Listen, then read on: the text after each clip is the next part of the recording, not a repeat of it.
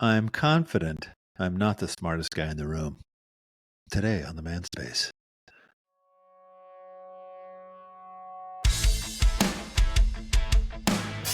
Welcome to the Manspace podcast. We're your hosts, Doctors Matt Brown and Rob Porter, and clinical therapist Mike Porter. Welcome, Spacemen. That opener was misleading. I'm the smartest guy in the room. I was going to say, probably I should have been the one to give that opening. At least some people might have believed that.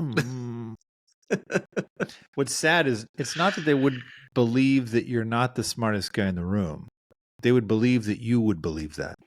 No one would believe that I don't think I'm the smartest guy in the room. I don't. I generally think Matt's the smartest guy in the room. You guys are too dumb to realize we're not even in a room.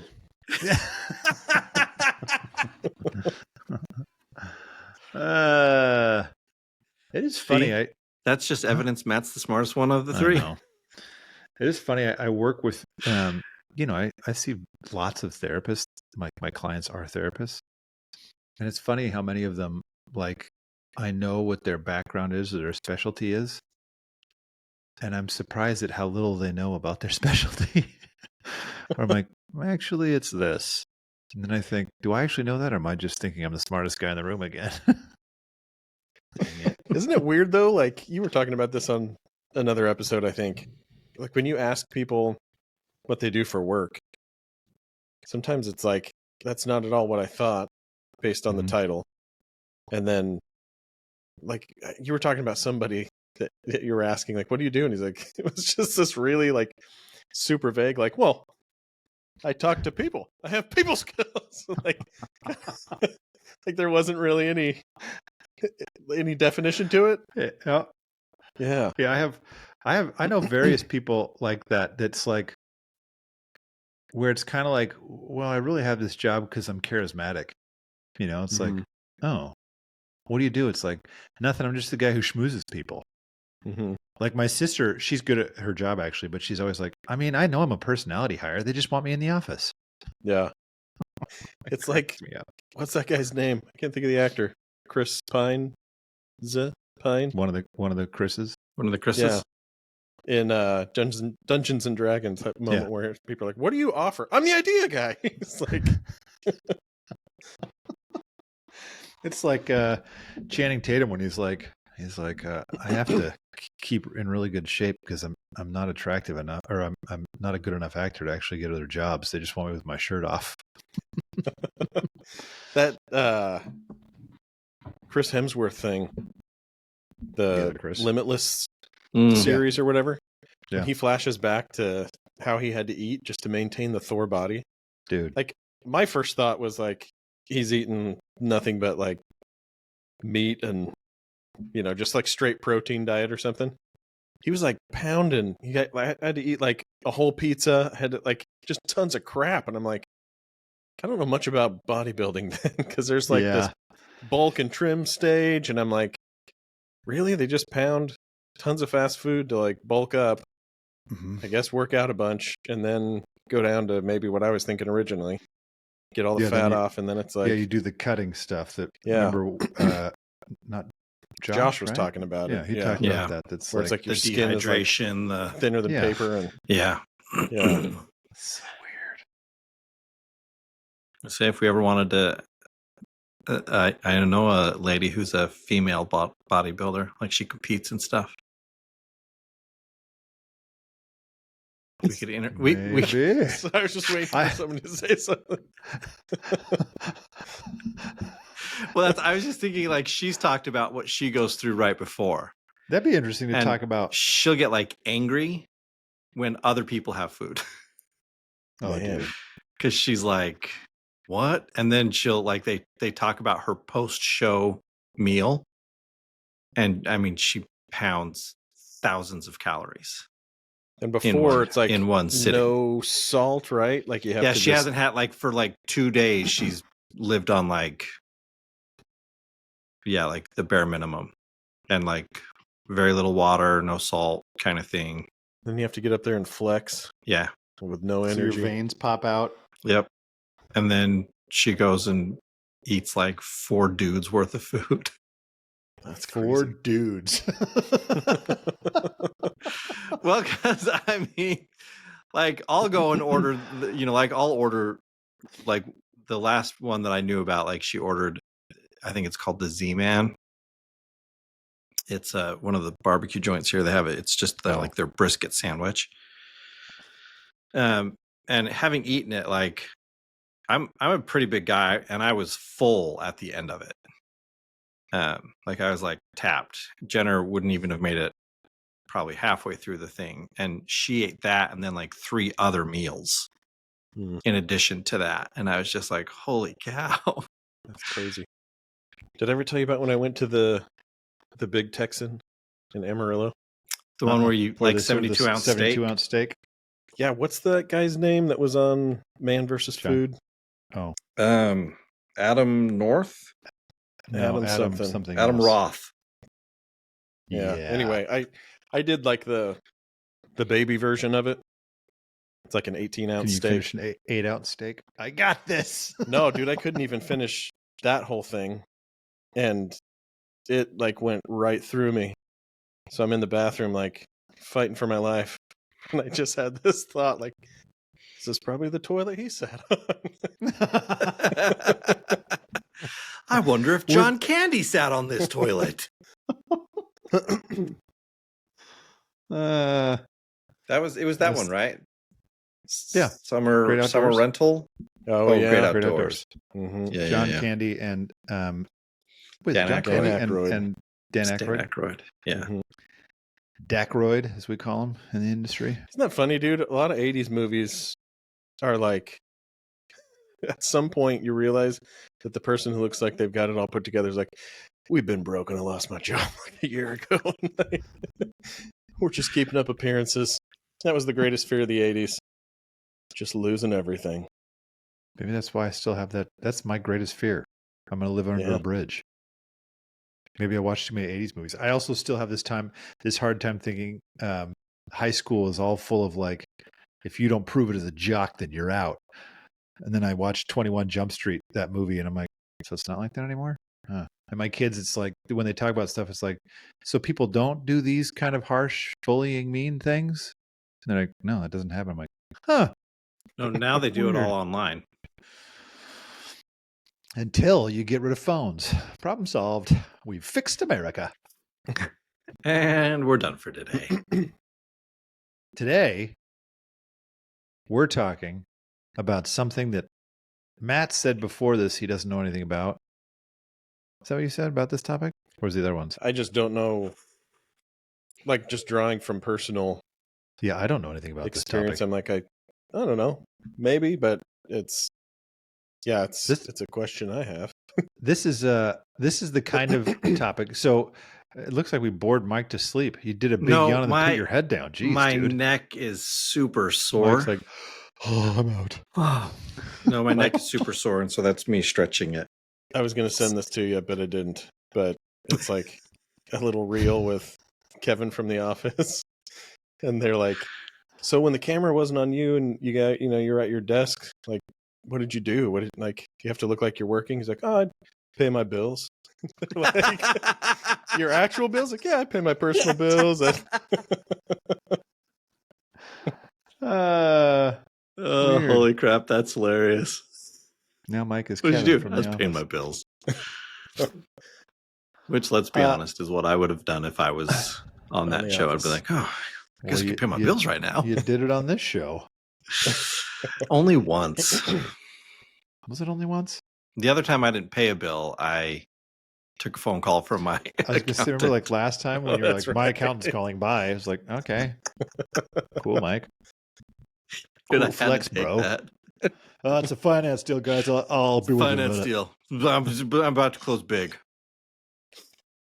So, the topic was a requested, quote unquote, sermonette. Right? Yeah. I think, yeah. Which is good because Rob has to leave early today because So he's going to be in it today. he's fancy. Because I got to go I sit will at the say, tax side county note, office. like I guess tangentially related to the sermonette is your reason for leaving, and that is also related. There goes my weird connections. We established last week that Hondas have a way better new car smell than Toyotas. Really? They do. As far as new car smell goes, so far of the cars I've smelled, Honda has the best. Toyota's is second. It smells a little more plasticky. And then Kia, I felt like barely even had any. And then Matt was saying that his Chryslers and Fords smelled a little like tire shops. But I think it's because I ordered the rubber mats. All weather. Yeah. Yeah. So, Spaceman, if you get nothing else from the show today, if you want the new car smell, it's got to be a Honda. Or apparently Today's a Toyota would be brought to you by the okay. CRV. Well, the Toyota does smell a little bit plasticky. It smells a little bit like inflatable pool toys, whereas the Honda smells like. So did you have this last week when Matt came up? Yeah. You almost sound like you're jealous. That Matt came up? You didn't even tell me that you had this last week? I was jealous that Matt came up. Well, we're coming to your place. We'll be there. I sat alone in my office. We're coming to your place in 2 weeks. I know I'm very excited about it. For you guys, 2 weeks from hearing this, maybe we'll go do it at some random barbecue place in Kansas City. We probably won't, but I can tell ourselves maybe we will. Let's do it, and let's bring our mic boom stands too. Anchor them to the table. Yeah. We'll see if we can get the restaurant to like sponsor our thing and be like, can you give us free food if we mention your restaurant in our podcast? They'll be like, how many listeners do you have? At least 3 in Kansas City. That number might be down to 2 now. Mike stopped listening. Oh, wait. Was I one of the 3? Then we're definitely down to just 1. Oh. Oh. Anyway, today's topic. This was not me this time, listeners. Spacemen, people are like, Rob, get to the point faster. I'm like, I understand that I kind of run the show. I don't know when that became the thing. But it's not always when my I gave fault into that we my don't get there. insecurities and anxieties. That's when, Rob. That's right on topic. Get to it. This first sermonette is approaching, we'll say, with confidence and humility. Grounded in confidence and humility. Is that generally the gist that we how do you carry received? yourself that way? I mean, this listener was referring to it a lot in like leadership and business settings, but we can apply it to everywhere. So here's what's interesting about this. This topic is actually, to me, in short, I'm like, hello, I got the hiccups, is the same thing as when we talk about differentiation of self or like maximum maneuverability. This is at the core of that. Like being able to be confident in myself and my abilities, my skills, what I offer, but not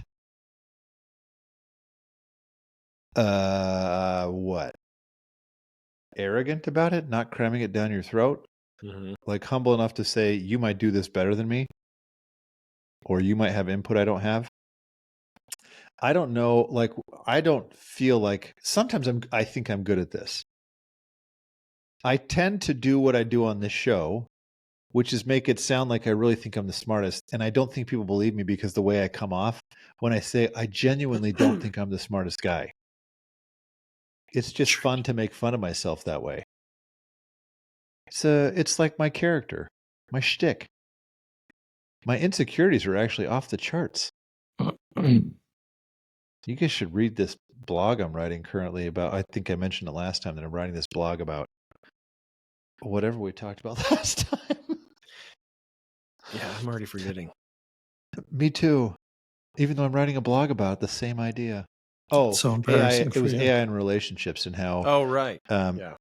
And how we get information, but and what we believe from the information we get. But as I'm writing this, I can see my like, holy cow, man, I sound like a psycho in this. Like my anxiety's through the roof about stuff that I just laugh as you're writing it or in the episode.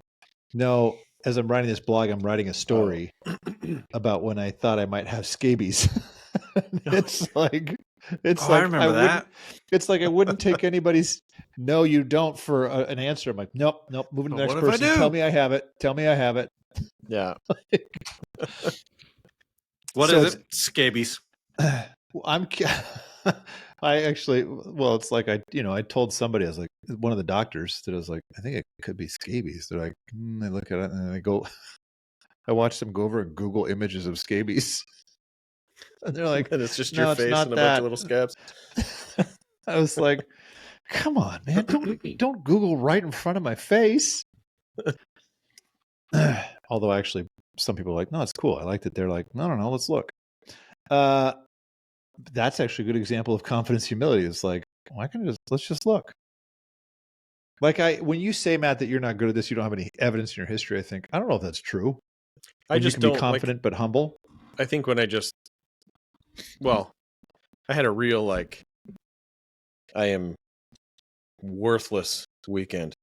So that's probably part of I'm still recovering from the weirdest.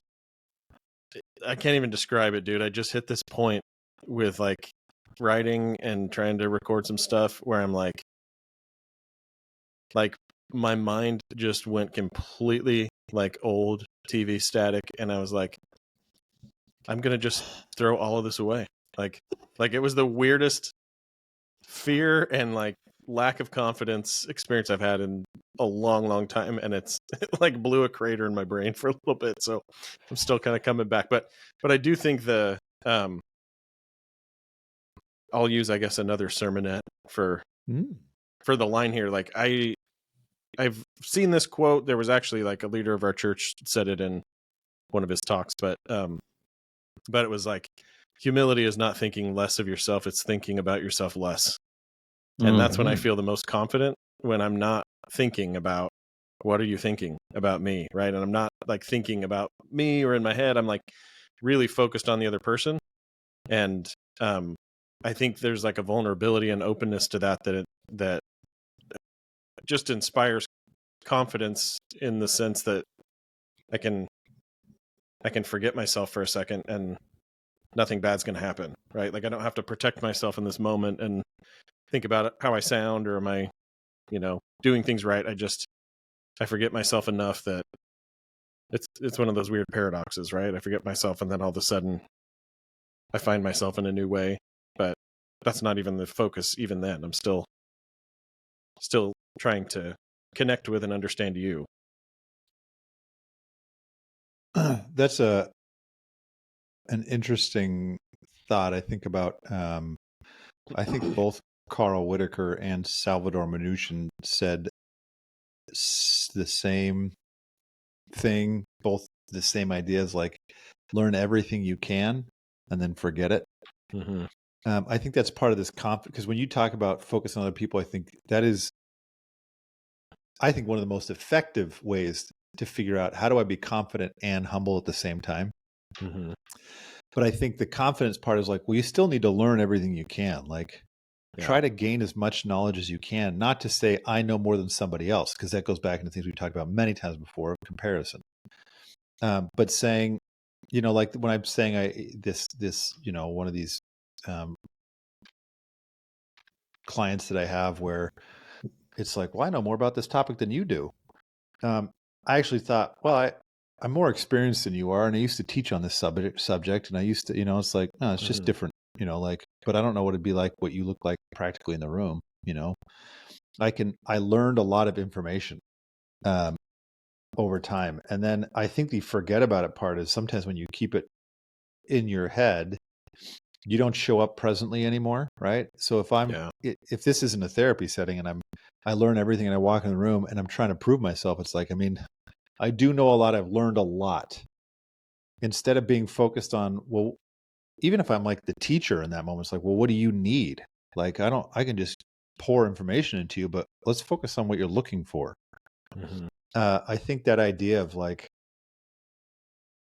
of humility isn't I'm less than some. I think less of myself, but I think less about myself. Is that how it was? Basically, I think of myself less. Yeah. It's kind of like in that what is the name of the book? The the BYU tennis coach? My fearless Fearless The Mind. fearless Minds- mind. I have it yeah, right the here. fearless It's mind. just a fearless mind. When he talks about the difference between being ego-minded or task-minded, and Uh-huh.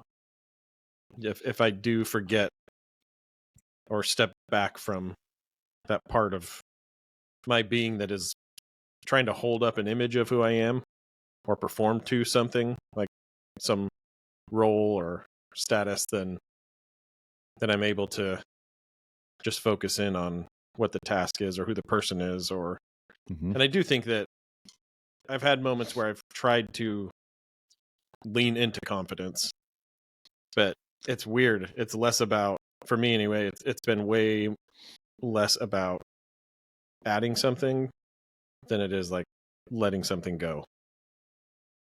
Like I'm What do just you- gonna step in Yeah, say more about and that. start talking and like let go of the anxiety, let go of the pre-planning, let go of, I don't think that that's always true. I think confidence can come when you're prepared too. But I think in the present moment, it's like I could be so focused on all the preparations I've made and trying to remember them and trying to make sure I deliver them exactly the way I prepared them. Or Mhm. I can prepare, kind of like you said, Carl Whitaker, like, yeah, do all the preparation, then forget it and just get in the moment. And trust that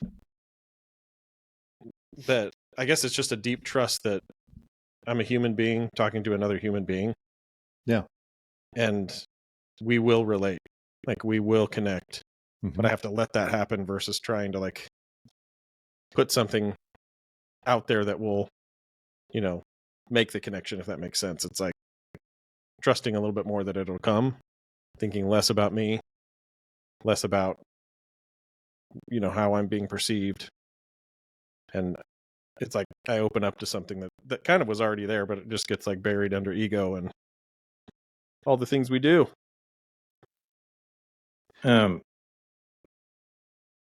Rob, did you have something? Nope, go. I had two different experiences a couple weeks ago that to me tie into what we're talking about. One, I was sitting in a meeting, and we got on the topic of, I don't know, it was very related to what I do for a living. And I found myself sitting there, and I mean, it ended up being like a 10-minute conversation. And I found myself sitting there just thinking, yeah, I know. Yeah, I know. And we got to the end of it, and I realized I was like, I don't know that I learned anything there. And I thought, there's no way that I know more than everyone in the room. And then I realized two things. One, actually, in terms of that field, no, I probably do. I mean, between teaching and this, I've studied it for a long time at this point. But what I realized was their experiences make their knowledge different than mine. Mhm. And it wasn't like, to me, it was less about, can they teach me something new? Although I do think there is benefit into going into any interaction with, I want to see if I can learn something new from this person, where we're actively looking to learn something as opposed to sitting there and thinking like I mistakenly did. Yeah, like I know the things you guys are talking about. Like I see this all the time in my work. Of course I know what you're talking about. I think there's benefit in saying, what can you teach me that, different or whatever. But I just realized, I was like, oh, it's not about the knowledge, it's about the experience of the knowledge. Like, how did, like listening to this guy, even if he hadn't taught me anything I didn't already know, if I had listened from that mindset of like, what is this experience like for you? I would have learned something about him. I would have, understood him better and been able to relate to him in a different way because I had been listening for how he experienced the thing he was talking about instead of thinking whatever. And then later that day, I shared an experience. It was fascinating. So I was sharing my testimony, shared an experience, and I had a lady who is she's homebound mostly. And so she'll always listen to the broadcast, and she always texts me because I'm the broadcast guy. And so she'll text me and give me feedback. And today or that day she gave me, like, hey, here's that thing you experienced. Here's how my experience is with that thing. She's like, I do it too, but mine's different, basically, is what she said. And I realized after, like, one, there was the weird validation that we know comes from group therapy. It's the benefit of group therapy. In hearing that, yeah, I'm not the only one to live the experience. Someone else lives it too. But then to see, like, I had never considered her aspect of it. Like, the way she experienced it, like, it had never occurred to me that might be a thing. And she said, I was like, oh, wow, I really had never seen it that way. Did I learn anything new? No, not really. But there was just something in understanding the experience that I was like, oh, that's different. And so it's, to me, like, I had this family I was working with, and they got super focused on, well, you said this and you said that. And I was just getting frustrated. And I finally was just like, why don't you ask them what that experience was like for them? Like, they just said this is how they felt. Why don't you ask them why they felt that? Stop focusing on what the thing is. Start focusing on what the experience was like. It's, to me, and this is kind of a dodgy statement to make, it's not so much about right and wrong. It's about the experience. If I can understand the experience, right and wrong doesn't factor in a huge, significant way. One, because, yeah, I mean, like I said, that's a tricky statement to make because it's just a tricky statement. But I do think the more I can focus on the experience, and that to me, like, when I think about approaching something with humility and confidence, to me, that's I guess how I see that marriage is recognizing what I know, but then saying, right, but their experience still has the potential to teach me something. So I want to go into this looking to learn, looking to come out of it better than I went in. And I think if you do that, it doesn't in any way diminish what you know. It doesn't diminish your skill set. It doesn't diminish your knowledge. It doesn't diminish your experience. It simply says, I recognize that yours might be different, and I want to learn from that. It is kind of funny that we do, like, if we say I'm here to learn, there is kind of a mindset sometimes it's like, then that would diminish our confidence. It's like saying, well, there's still stuff I don't know, as though there's a point at which you could say, I know That's everything. I've got it all. Especially when we talk about, like, I mean, there's such massive overlap, in basically I feel like any field of study could have overlap with some other field of study. About, Daniel Kahneman, who wins the Nobel Prize in economics, but he's a psychologist. And, it's like there's overlap across all these things. But that idea of being able to go in saying, I don't know I don't know your experience of this. Collaborative language systems therapy says they take that not knowing stance. And we used to talk about it in grad school, like, how is it that you as a therapist could tell your clients, like, I don't know anything? And then they try to really get you to emphasize, I don't know what your lived experience is. I know a lot of stuff about these things, but I don't know what this is like for you. Same thing is true in the field, like with addictions and recovery. It's like, look, I know that generally speaking, addictions can follow these patterns. I know that this type of substance or this type of behavior in its addictive forms will look like this, this, and this. But I have no clue what that looks like for you. Tell me how you've gone through this process. Then I can say, look, there's lots of stuff I know, but I don't know what this is like for you. It's a little bit like, and if I take that and mix it, Matt, with what you're talking about earlier, this idea of focusing on other people. And I've tried to look him up, and I can't, I've heard this story. We've talked about it on the show before about a Princeton professor who constantly got bad teacher evals until he decided he's going to focus on loving all of his students. That was Clayton Christensen. And then was it Princeton? Was he at Princeton or no? It was Harvard. But yeah. Come on, dude. Get with the right university. but then that his, then he wins all these awards for, because he connects with people. He loses. It's not about whether he's a good teacher or not. It's like, well, how do I focus in with you and what you need? But I think that's a really important part about showing up with humility. I think the harder time we have sometimes is the confidence part of being able, like Matt, when you're saying, I can let go of outcomes. Like you were talking about writing, and I think about, I've been trying to write more, and I've tried to commit, like every successful writer says, to just writing every day. And I realized I was doing that. I tried that before, but this was the first time I realized, like, oh, my only goal is to write every day. I have no clue what the outcome will be. I'm just focused in on this one thing. And so I'm here to learn this process and understand this. And then I can, because I'm not focused on the outcome, I could tell somebody, if someone says, Rob, are you a writer? I'd be like, yeah, I am. Is it published anywhere? No. But I write every day. Published? I mean, yes, technically I am. But in the boring kind of stuff that no one's going to read. But I'll read it, Rob. Will you, Mike? It's been sitting on my shelf forever. You don't even know what journals I'm in. I did take out your dissertation. I've taken it out before.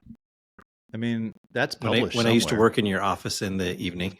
It went down from 250 pages or whatever to 187. I don't know what it was. It's now down to like 16. You haven't read that, have you?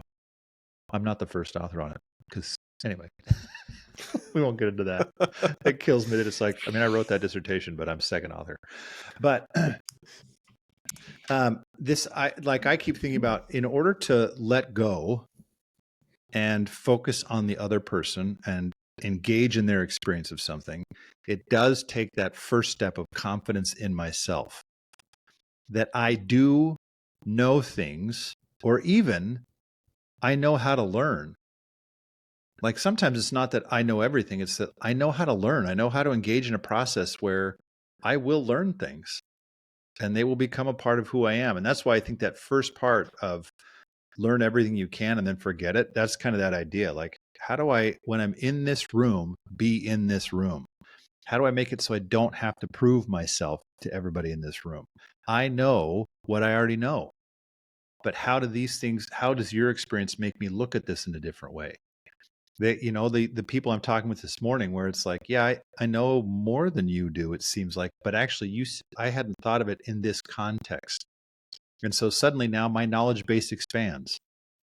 And I also don't feel the need to prove to these people and say, well, actually, just so you know, here's what I know. Although I said that in my head because I had to prove it to myself. So, but that's actually kind of that question I have. It's like, I actually really like this idea of humility comes from an ability to reach out to people around you and love people around you and engage in their experience. But how do we build the first part and maybe combat the part that says you don't know enough? No, I'm trying. I just want to make sure I heard you right. So how do we combat the part of ourselves that says we don't, or like the feedback? How do you actually build confidence that feels solid and not arrogance, which I think part of that building process is, how do you combat the part that says you're not enough or you need to prove yourself to this person or these people to have value? Well, and I will say this particular listener was also highlighting kind of as a part of these questions, what is it like for somebody with ADHD? And I think that when it comes to communication, I guess is what she was listing here. I think a lot of people that I've known with ADHD will say it doesn't feel like I'm getting everything out clearly the way that I want it to. It doesn't sound like it is in my head, right?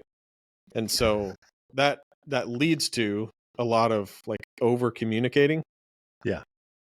And I wonder sometimes if that ends up being like Mike. I'm just laughing because Mike's laughing at himself as you do this. He's like, yeah. Well, I think what the feedback you get as you're already dealing with the anxiety that I'm not getting this out clear enough, you start to see people like shut down or interrupt you. Yeah. And then then you're like, oh crap, this is all true, right? So I'm losing my audience. So for somebody with that issue, I think it's important to say less and wait, because oftentimes the people that you're talking to might be dealing with the opposite problem, where they have like an extreme impatience for lots of they've got like anxiety details going on or that and they're kind of like, they're just like, what's the point, right? And then it can feel really dismissive when they're communicating back to you. So maybe it's more like a communication matching, where if I say less and then the person's like, well, I don't know what you're talking about, right? And then it gives you an opportunity to come back and say, well, I think I'm trying to say this. Like, does that, you know what I'm talking about? Okay. And then you can start to build, like, co-creating a conversation versus having to have it all written out, spelled out, spoken out in your mind before it's delivered. Because I think people with those issues oftentimes find themselves under participating as well, because they're like, I'm thinking, and I'm trying to get it right, and I'm looking for an opening, and everybody else is like humming along. Like, I remember somebody talking about one of my professors that dealt with this. This is hilarious, dude. This guy was super proud of the fact that he had parked his Jeep up on the snowbank in the parking lot, and somebody mentioned snow, and then the meeting went on, and he's like, Jeep, Jeep, Jeep, snow, snow, snow. And then, like, in the middle of something totally random, he's like, I'm just surprised that nobody's commented on how cool my Jeep looks parked on the snowbank. They were like, what? So I think I know, I mean, I'm talking about this like there's an easy fix and there isn't. I think this might just be a small little strategy to say, what happens when I just throw, like, I don't take full responsibility for the conversation in my head. I just put a little piece out there and see what comes back. Like, do people even line up with what I'm saying, or are we way off? And then can we work together from there, like share the burden of the conversation? Otherwise, you probably will feel not humility, but like a low sense of worth. There's insecurity. Yeah. And then, confidence tanks with that. But, I mean, any conversation really has to be the co-creation of the people in the conversation. The burden doesn't rest on one person. Yeah. So there might be like unfair burden you're putting on yourself if you're dealing with ADHD or anything like that. I think too, when you mentioned this idea of co-creation, another tip, in addition to loving people, engaging in their experience, learning from that experience. The reason I share this idea of, nope, I lost it. Snowbank. I was thinking about the snowbank. I was thinking about the process of writing. I'll see if I can get there. I don't think I will. And just this idea. My tip in my head was like trying to let go of like in order to feel more confident, you let go of the outcomes that you think must happen. So in a conversation, if I'm going to tell a story and in my brain, the outcome is everyone's going to be amazed and entertained by my story, then suddenly I'm performing to achieve an outcome. And as soon as I see people disengage for whatever reason, I'm going to assume my story's boring and I've lost them. Instead of saying, like what you're describing, Matt, it's like, I'm here to engage in a process with you. Like, so I put a little bit out and we kind of gauge and we go along. We make sure we're on the same page. And that's a very different, it's a process of engaging in a process rather than saying I'm engaging in an outcome. Like, I realized doing this writing exercise that how often I sit down to write to produce something, like produce an outcome, rather than the outcome being I sat down to write. So I like that idea, Matt, of you saying, I mean, we're two humans, or we're, however many humans, we will connect, like we will engage at some level. You may not be my favorite person, but we're going to have some sort of connection. It's what humans have always done since the beginning of man. So it's like, well, this will happen. I don't have to force this, allowing space for that to occur. I do think like we've said so many times, means focusing a little more on the process of engagement and learning from somebody rather than proving and focused on what will come from this, especially in a leadership position or in a business meeting. I think it'd be hard for me, at least, to not think, well, if they're not tracking my idea, that means they don't like my idea. That means maybe I'm not good at my job, or for sure I'm not getting that promotion, and probably Jerry is. And, why can't I? And suddenly I thought of all these outcomes. And if I try to share my idea, it's gone because it's going to be all jumbled. It's like, well, you guys already think it's dumb, so I'm going to dismiss it before I even start sharing it because I already focused on that outcome.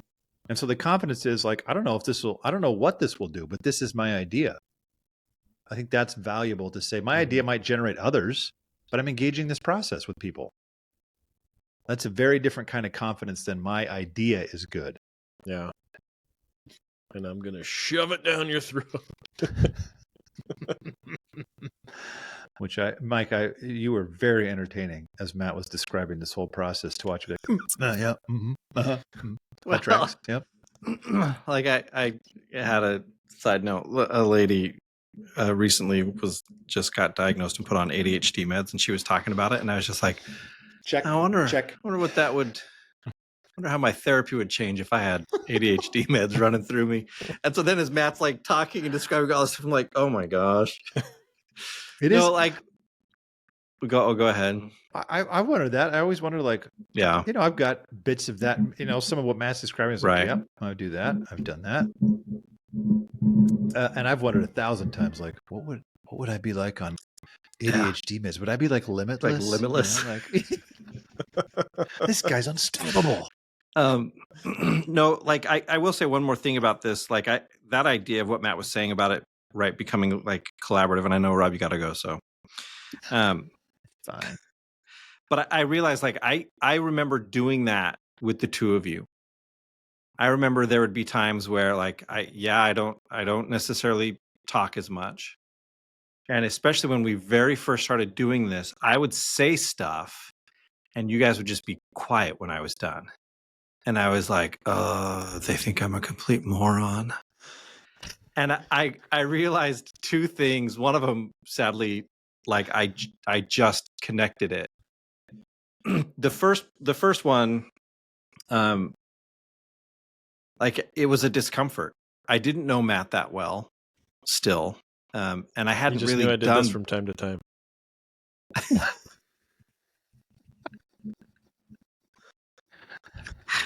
I'm going to talk over here.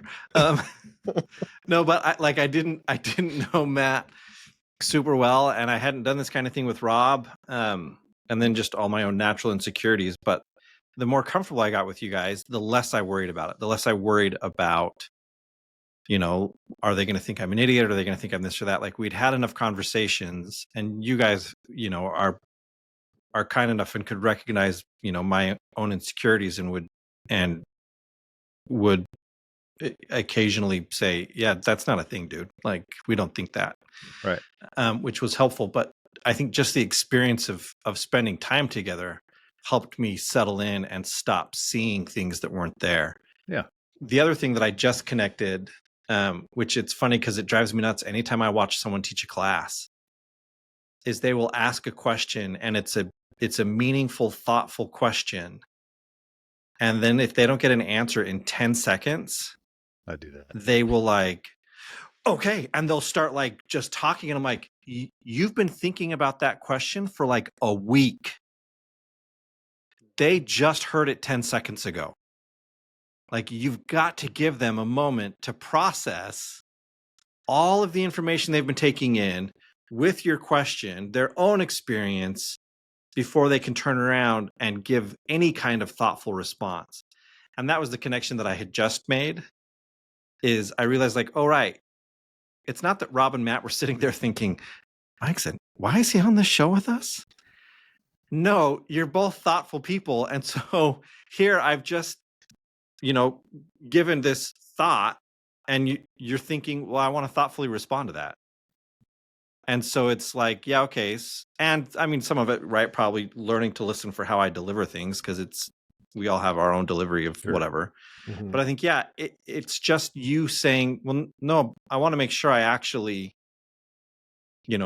thoughtfully consider what's been said and organize my own thoughts before I respond to it. And like, if I view it that way, well, then sure, of course, it's going to make sense that you're not going to immediately have something to say the second I stop talking. And so I think as we're interacting with people, keep that kind of thing in mind. You may have been wrestling with what to say for 5 minutes. They just heard it. This is something interesting too that I do. Maybe it's some ADHD stuff. I was reading my son's essays for college applications, and he's done this a little bit as he's writing these essays. And sometimes as I'm writing a story, I will assume like, well, everybody knows that, and I'll skip over that part. And people are like, I don't know that. It's like, Yeah. oh, right. I should go back to that because I don't want to feel like I'm condescending to somebody. Right. It's like, or like I'm trying to, I don't know, all these assumptions. It's like, I should probably slow that down for a second. And I do think this is another important part is what you're describing, Mike, in some ways is like, learn to regulate that feeling. It happens through, like with you're saying it happened over and over through engagement with you guys, that it felt like, okay, it's not this way. But part of that would have come from you sitting with the discomfort of like, they're not saying anything, and not saying, I'm not going to do the show anymore. Yeah. Which there might have been at least one time where I thought, I don't know if I should be on this show. Well, that's what's funny is I think, dude, I don't think people would ever believe me. I'm like, oh, there are tons of times where I've thought people listen to the show and it's like, I can't stand when that Rob guy talks, man. He's a freaking idiot. Like, because I got my insecurities, like, right. Yeah. I recognize in what Matt's saying how often I'm telling a story. I'm like, where am I going? Halfway through where I'm going. It's like, well, I lost it now. Mike, pass me some of your ADHD meds. Just as soon as I can get them. But I will say this, of all these things that we've talked about today, I think my favorite takeaway, because I think it needs to happen across the board, not just in this standing with confidence and humility, is this idea of like, hey, think less about yourself and more about somebody else. Like the more we do that, that idea, Matt, when you're talking about letting go of something, or Mike, when you're this process of engagement is like you engage in this process, letting go of like, well, what if I'm not? And it comes from like engaging and being willing to say, I'm here to learn something. And learning is like, I wish I could be like Malcolm Gladwell, who we'll talk more about when we do the book, but because that guy just seems like he's always willing to be wrong. And he's always thinking, what can I learn from you? And you have to know there's always something.